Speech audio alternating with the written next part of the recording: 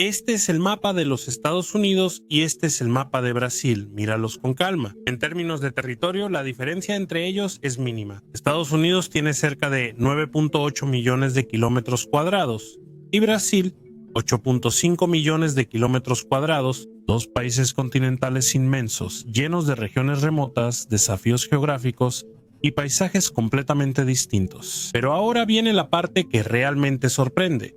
Cuando cambiamos el mapa político por el mapa ferroviario, la semejanza desaparece. En Estados Unidos, las vías forman un enorme enredo que ocupa prácticamente todo el país. Son más de 140,000 kilómetros de vías férreas que conectan la costa este, la costa oeste, grandes llanuras, regiones industriales, agrícolas, desérticas y montañosas. Es una red tan densa que, vista desde arriba, parece una telaraña metálica que cose el país de un extremo al otro. Y ahora, mira el mapa de Brasil, el contraste es casi doloroso. Nuestra red ferroviaria, sumando todo, no pasa de 30,000 kilómetros y gran parte de eso todavía está desconectada, abandonada o funcionando muy por debajo de su potencial. Dos países enormes de dimensiones similares, pero con historias muy distintas sobre cómo los rieles transforman una nación. ¿Por qué los estadounidenses construyeron tanto y nosotros poco? La respuesta parece simple, pero lo que sigue muestra decisiones políticas, económicas, geográficas y culturales que definieron el destino de ambos países. Porque si al final de cuentas los rieles no son solo rieles, muestran cómo cada nación decidió crecer y qué priorizó en el camino. Y para entender esta diferencia necesitamos volver en el tiempo y descubrir cómo sucedió todo esto. Para entender por qué Estados Unidos y Brasil tomaron caminos diferentes, necesitamos regresar al siglo XIX cuando el mundo estaba descubriendo el poder de la locomotora de vapor. Era una época de expansión, de fronteras abiertas, de ciudades surgiendo en el mapa y economías naciendo con la industrialización. Y fue justamente en ese momento cuando dos países comenzaron a escribir sus historias ferroviarias, solo que con decisiones completamente distintas. En Estados Unidos el ferrocarril no fue solo un medio de transporte, fue el motor de la construcción nacional. El país aún era joven, dividido en estados distintos y sin una conexión eficiente entre ellos. Para integrar todo eso, el gobierno adoptó una estrategia agresiva, impulsó leyes para que empresas privadas construyeran ferrocarriles, ofreció tierras a cambio de cada kilómetro de vía instalado y estimuló una carrera de expansión que parecía no tener fin. La lógica era simple.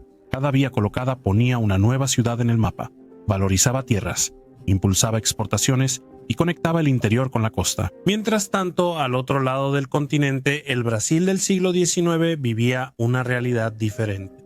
En vez de una economía industrial en ascenso, teníamos una economía agraria basada en el café, el azúcar y productos exportados por pocos puertos estratégicos. Las élites regionales eran fuertes, descentralizadas y con intereses muy específicos. Por eso los primeros ferrocarriles brasileños surgieron cortos y aislados, uniendo haciendas con puertos, no ciudades entre sí. Los rieles eran para exportar, no para integrar al país.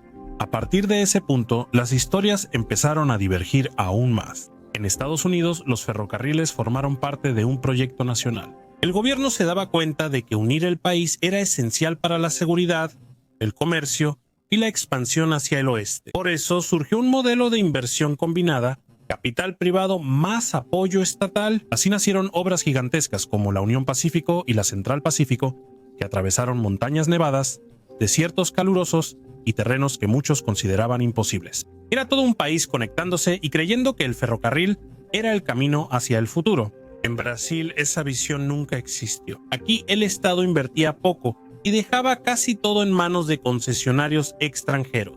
No había un plan nacional, no había integración. Cada tramo ferroviario pertenecía a una empresa diferente, sin estandarización, sin coordinación y principalmente sin ninguna estrategia para unir al país. Cuando el gobierno intervenía, la burocracia y la falta de continuidad lo frenaban todo. Otro punto crucial fue el momento histórico, cuando Estados Unidos estaba acelerando la expansión ferroviaria. También estaban consolidando su revolución industrial. Las ciudades crecían, surgían fábricas, los puertos se expandían, había demanda de trenes, de pasajeros, de carga, de todo. En Brasil la industrialización inició décadas después y de manera más tímida. Cuando finalmente avanzamos en el siglo XX, el mundo ya entraba en la era del automóvil y cambiaron las prioridades. Sin embargo, esta comparación tiene algo más profundo. En Estados Unidos, los ferrocarriles fueron símbolos de progreso, libertad y expansión. Están presentes en películas, libros, historias del viejo oeste. Eran vías que llevaban a un nuevo mundo, a ciudades recién fundadas, a oportunidades. La sociedad estadounidense creció con la idea de que el tren representaba el futuro. En Brasil, las vías quedaron asociadas a intereses regionales, monocultivo, exportación y más tarde al abandono. La población nunca vio al ferrocarril como protagonista, porque nunca se lo ofrecieron de esa manera y, sin presión social, gobiernos sucesivos dejaron de invertir, mientras el transporte por carretera se volvía dominante. Cuando comparamos lado a lado, nos damos cuenta de algo simple pero poderoso. Estados Unidos usó los rieles para formar su país, Brasil solo para mover productos, y esa diferencia de visión cambió todo el siglo siguiente. La historia no termina ahí. Lo que pasó en las décadas siguientes es aún más revelador. Guy explica por qué el camino de un país llevó a la mayor red ferroviaria del mundo, mientras que el otro se quedó atrapado con los camiones.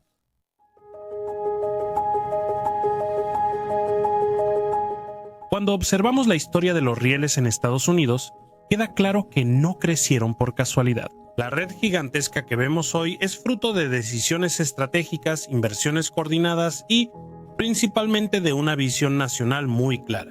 Integrar el país cueste lo que cueste. Y esa mentalidad empezó a reflejarse directamente en la forma en que se construían las vías. En Estados Unidos, cada ferrocarril era parte de un plan mayor. Cuando una empresa quería construir una línea interior, el gobierno no solo lo permitía, también lo incentivaba de forma significativa. Eran millones de hectáreas distribuidas a través de las famosas land grants, tierras ofrecidas por cada kilómetro de vía colocado. Esos territorios valían oro porque serían vendidos, subdivididos y transformados en nuevas ciudades a lo largo del ferrocarril. O sea, era un ciclo perfecto.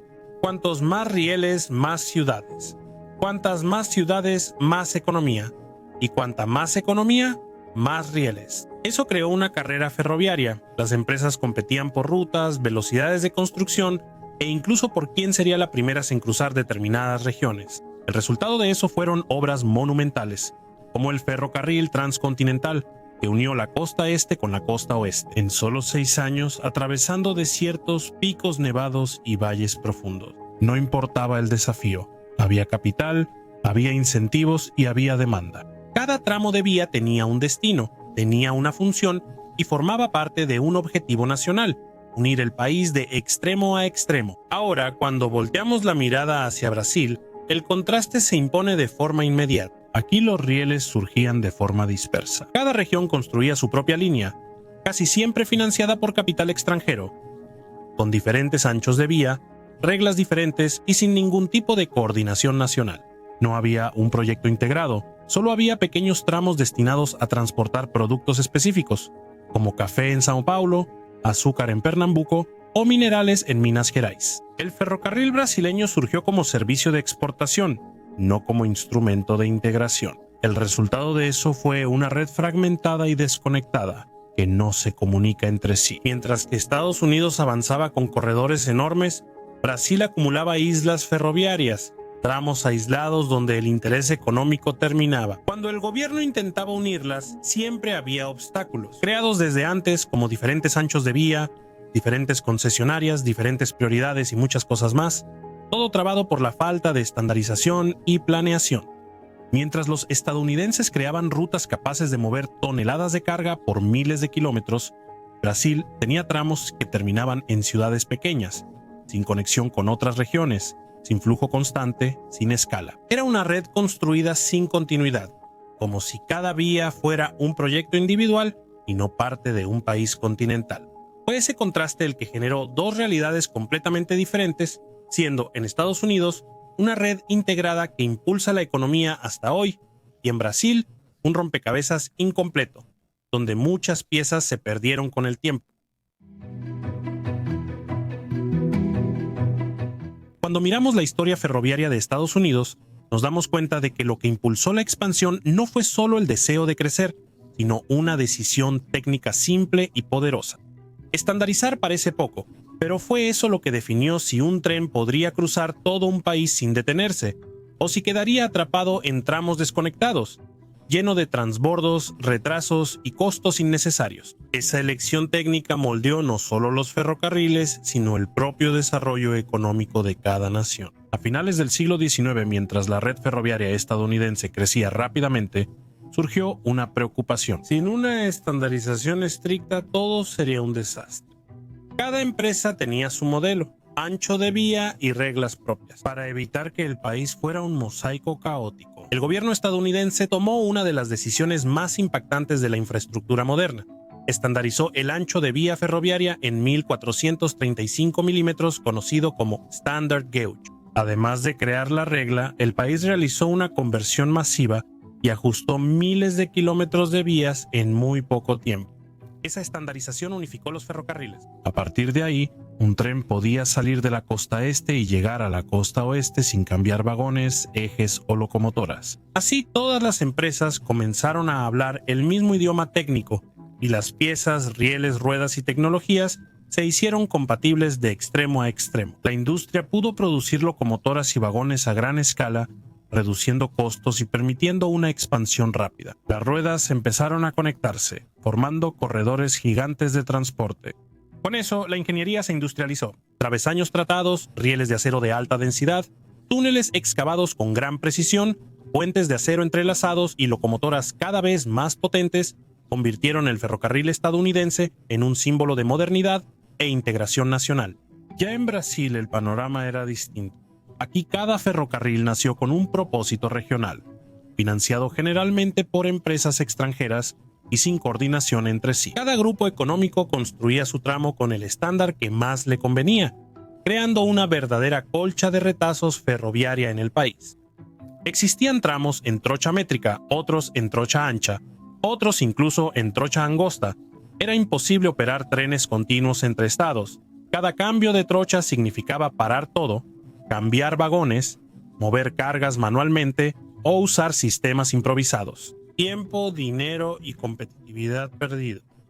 Esa desestandarización no fue solo un problema operativo, destruyó la capacidad del país de crear corredores integrados. Esto se evidenció en los principales ejemplos de la historia ferroviaria brasileña. Por ejemplo, la Norte-Sur, pensada como eje central del país, estuvo detenida durante décadas. Se construían tramos sin conexión con los siguientes. Las obras avanzaban a ritmos diferentes y los contratos eran interrumpidos. El resultado fue simple: un ferrocarril que tardó casi 40 años en volverse operativo y aún así incompleto. La Transnordestina, pensada para integración total, terminó como otro símbolo de atraso. Anunciada como solución logística en el Nordeste, acumula más de 15 años de obras, revisiones de trazado, disputas contractuales y largas paralizaciones. Tramos enteros siguen sin rieles y su potencial económico permanece estancado. La Ferrograno, esencial para el transporte del centro oeste, ni siquiera ha salido del papel. Enfrenta disputas judiciales, impases ambientales e indefiniciones políticas que mantienen el proyecto congelado a pesar de su urgencia logística. Y la Ferrocarril 118 entre Espíritu Santo y Río de Janeiro ya se ha convertido en símbolo de un proyecto eterno. Muchos estudios, muchas promesas, pero ninguna ejecución real. Así resulta muy difícil comparar con Estados Unidos. Pero ante todo esto, ¿cuál sería realmente la diferencia si Brasil hubiera seguido los mismos estándares ya establecidos por Estados Unidos? Si Brasil hubiera seguido el rumbo de Estados Unidos, su realidad sería totalmente distinta. Con una red estandarizada e interconectada, habríamos creado corredores ferroviarios para transportar cargas y personas de norte a sur y de costa al interior sin interrupciones. Regiones aisladas se habrían convertido en polos económicos, ciudades pequeñas habrían crecido alrededor de estaciones y centros logísticos, y el costo de transporte sería mucho menor.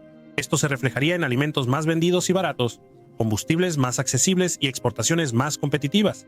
El agronegocio sería aún más fuerte, no por esfuerzo, sino por eficiencia. El país gastaría menos dinero en camiones viajando miles de kilómetros, menos dinero en mantenimiento de carreteras y menos en fletes altos que encarecen todo. La industria nacional sería más competitiva y podría expandirse, y la distribución poblacional de Brasil sería más equilibrada, con más oportunidades en el interior y menos concentración en grandes capitales. En resumen, habríamos construido un país más integrado, más barato, más rápido y más justo.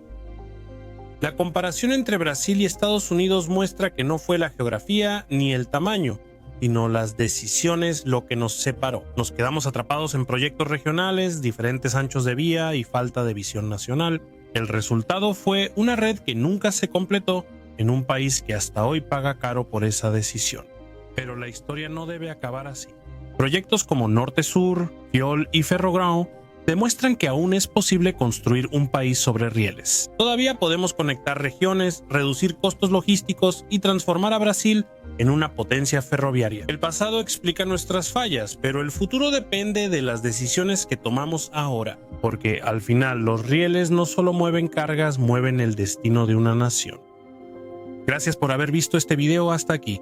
¿Qué te pareció este tipo de comparación? ¿Crees que debería traer más contenidos como este, haciendo comparaciones de infraestructuras gigantes con Brasil? Deja aquí tu opinión en los comentarios.